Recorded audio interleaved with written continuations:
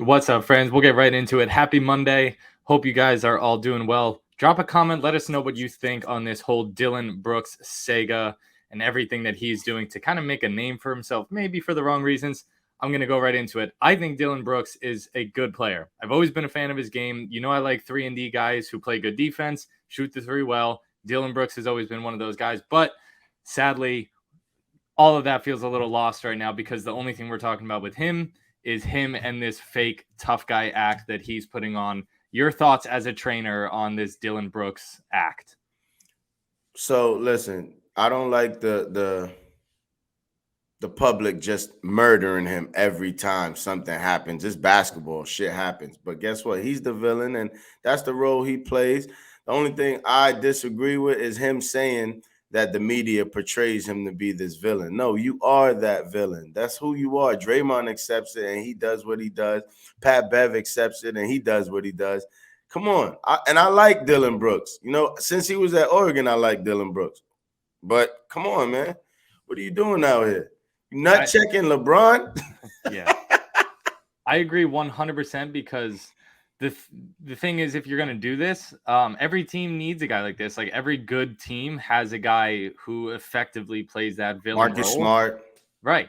But own it, because what makes these guys great is they all own it, and Draymond owned it. You get, Marcus Smart has owned it. But the sad part is, though, is this really who Dillon Brooks is? Because I'll be honest, I don't think this is who he is. It's not how he was in college. His first couple years in the league, he wasn't like this. So I'm asking your opinion. Do you how much of this is fake? I didn't see this side of him when he was in college.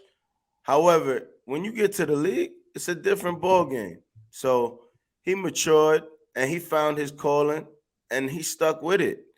And it got him paid. It got him in the playoffs.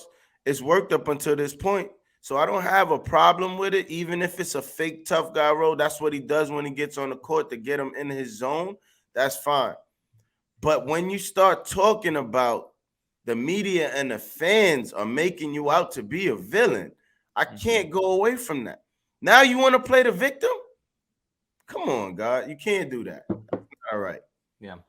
The thing about me, though, and you may say, oh, well, Henry, you're just like a white suburban kid. What do you know about toughness? You never made it far in basketball. Well, all that is true. But most importantly, I think every coach will agree with me in saying that toughness is much more valued when it comes by way of taking charges, getting a big defensive rebound, boxing out, being a vocal leader on your team, not doing this unjustified that loose ball. Right, not this unjustified shit talking to LeBron, who's not you're not even a thought to LeBron. Not to mention you're not even a thought to Draymond Green, who you're saying. I think Draymond said on his podcast, he was like, "Kid, you were in high school watching us win championships."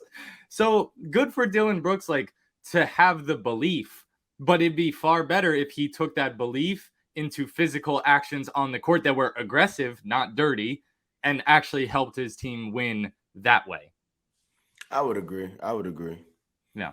I would definitely agree. Shout out to Dillon Brooks, man. We never trying to bring out no negative shit, but come on, man. Stop playing the victim, man. Yeah. And the thing about it is, like, he's young, Like, I don't think any less of him. I don't dislike him because of this, but own it, bro. Be the villain and own it, or don't be the villain, Stand by it. Be a friend of a friend.